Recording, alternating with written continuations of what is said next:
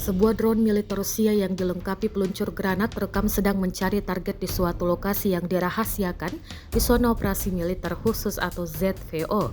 Dalam rekaman yang diunggah ke Telegram pada Sabtu 3 Mei 2025, drone tersebut terlihat menghantam sebuah bangunan dan meledak di dalamnya. Bangunan yang dihantam diduga kuat merupakan tempat berkumpulnya tentara Ukraina. Meskipun demikian, hingga saat ini belum ada informasi resmi mengenai jumlah korban atau kerugian yang ditimbulkan akibat serangan tersebut.